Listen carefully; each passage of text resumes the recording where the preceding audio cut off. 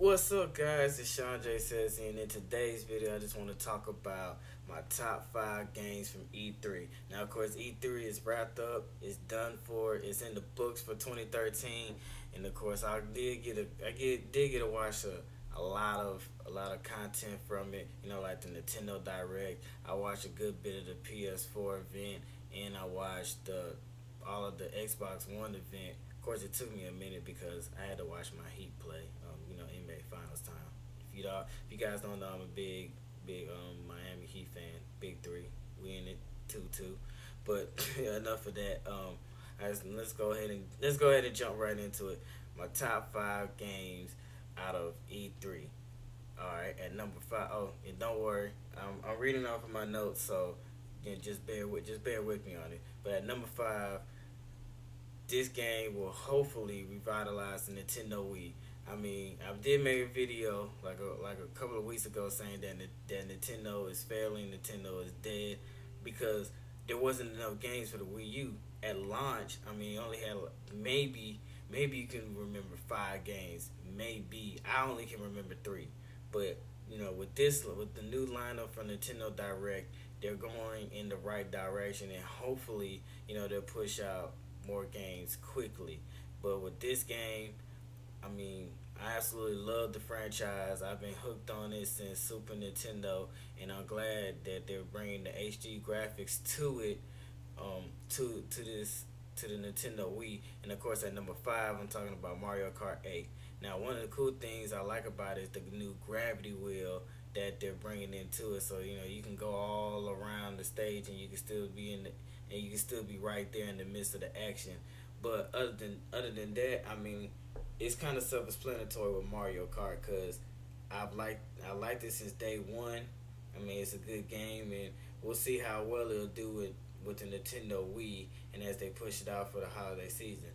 Now coming into number 4, which was basically was they Nintendo threw us with a curveball for this one, and really nobody expected this game to to surface back up. But I'm talking about Donkey Kong. Now, like I said, I've been with Donkey Kong since the early ages of regular Nintendo all the way up to Nintendo 64, and you haven't seen too much here and there.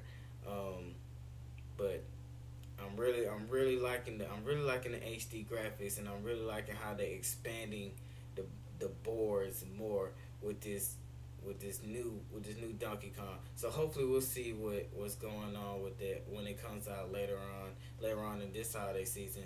So hopefully Nintendo Wii U they trying to do something. So like I said, let's just see.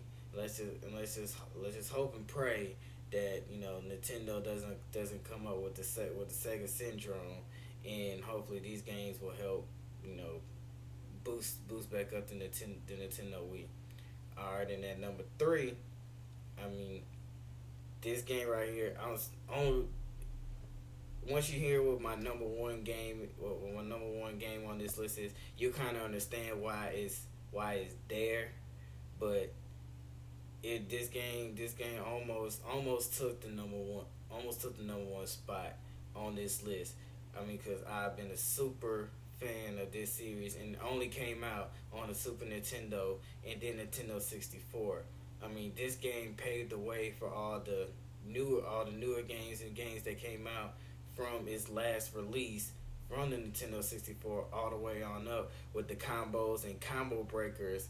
And with no further ado, at number 3, I'm gonna go with Killer Instinct.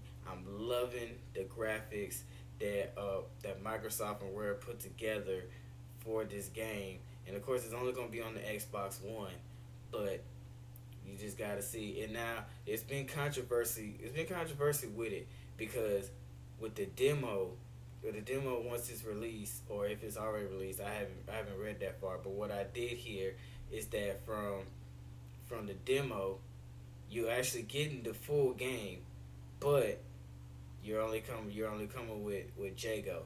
Now the catch to it is what's making it controversial is that you kind of don't have to wait until the game comes out.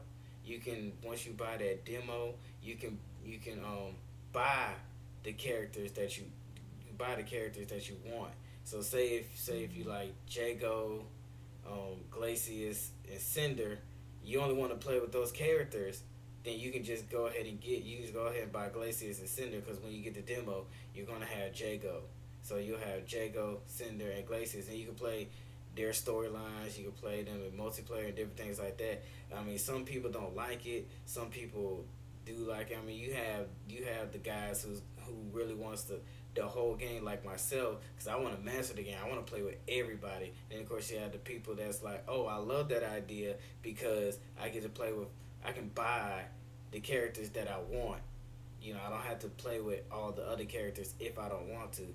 I mean, it's gonna be a hit or miss with that. I mean, honestly, with me, I'm gonna buy the full game once it's released for the Xbox One, so that way I can get to play with all the characters, get the feel of it, get to go back to my roots when I was younger, and really tackle into that game.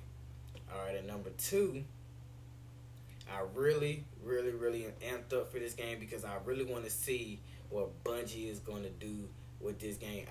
Since the dismissal of them with Halo and 343 Industries is now taking over that Halo franchise. I really want to see what they're going to do with this game. And this game is called Destiny. I mean, the graphics is nice. The gameplay is nice. It has a similar feel of Halo, but it's just, of course, it's in a different. It's a totally different feel from it at the same time.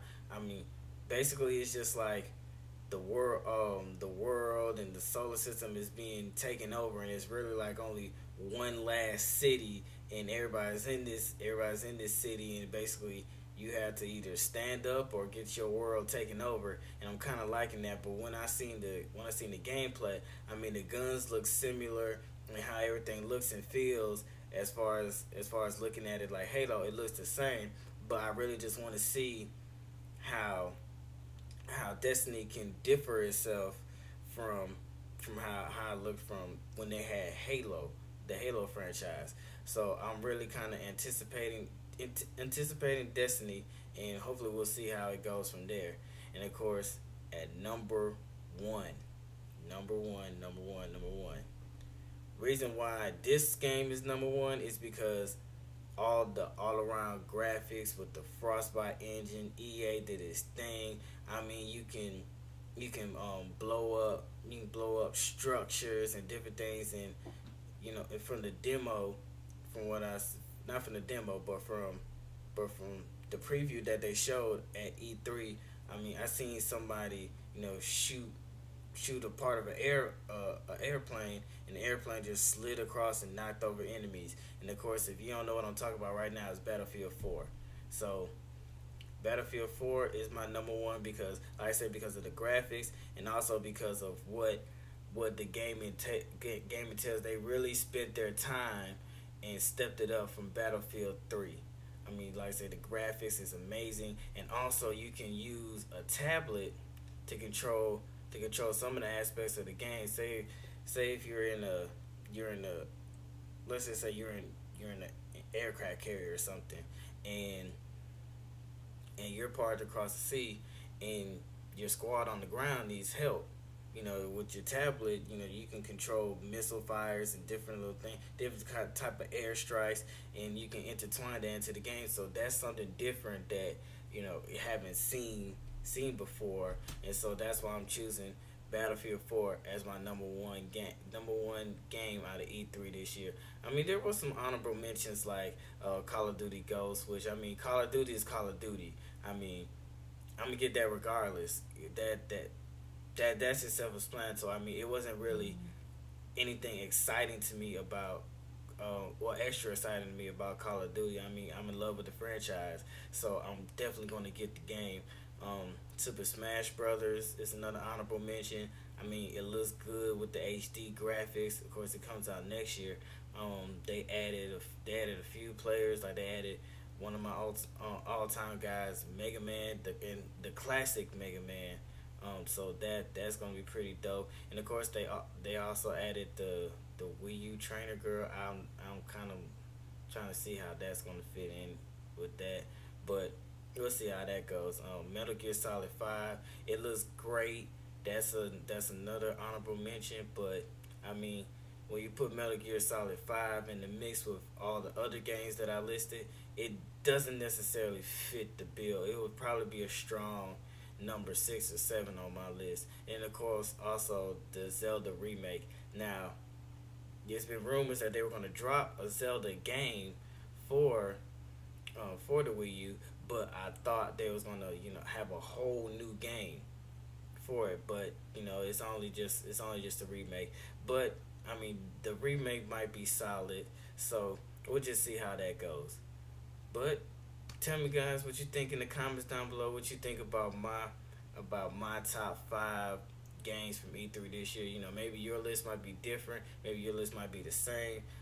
Let me know in the comments down below what you think of mine. You can put your list up. You can make video replies for it, and I'll watch them and I'll comment on what you guys had to say about it. But I'm gonna go ahead and get up out of here, and I'll catch you guys in the next video.